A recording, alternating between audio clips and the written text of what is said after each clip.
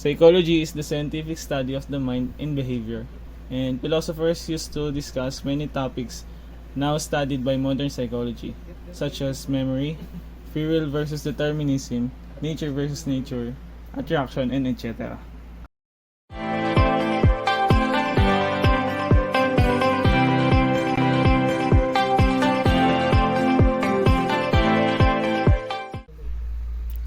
Wilhelm Wundt, who noted psychology as a science apart from philosophy and biology, was the first person ever to call himself a psychologist. He is widely regarded as the father of experimental psychology. In 1879, Wundt founded the first formal laboratory of psychological research at the University of Leipzig.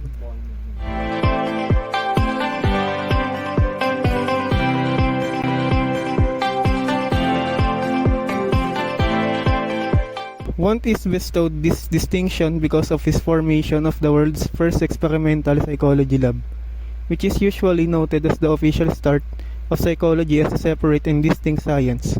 By establishing a lab that utilized scientific methods to study the human mind and behavior, Wundt took psychology from a mixture of philosophy and biology and made it a unique field of study.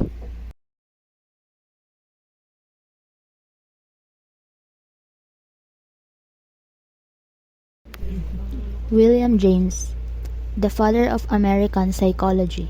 His teachings and writings helped establish psychology as a science. He contributed the principle of psychology, which quickly became a classic in the field.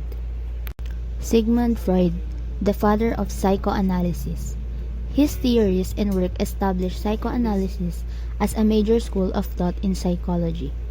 His work supported the belief that not all mental illnesses have psychological causes.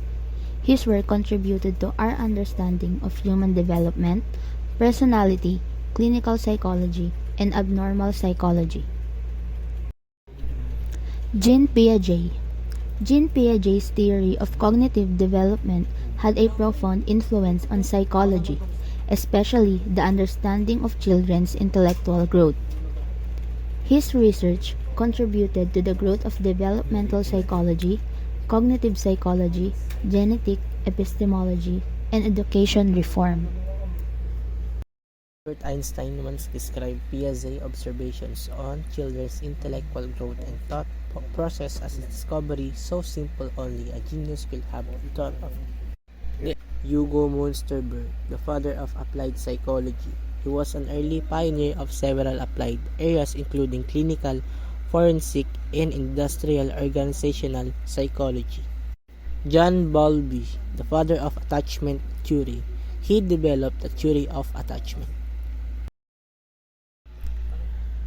Kurt Lewin, the father of social psychology, his work pioneered the use of scientific methods to study social behavior.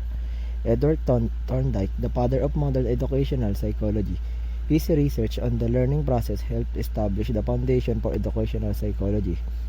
Ulrich Neisser, the father of modern cognitive psychology. The cognitive movement in psychology received a major boost from the publication of his 1967 book, Cognitive Psychology.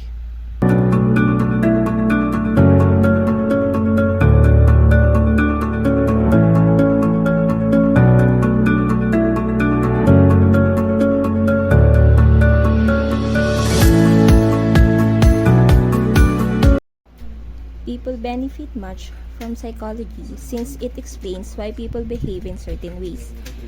A psychologist can assist people in improving their decision making, stress management, and behavior based on analyzing past behavior to better predict future behavior with the use of this kind of expert insight. All of these can support people in having more fulfilling relationships, more self-confidence, and better communication in general.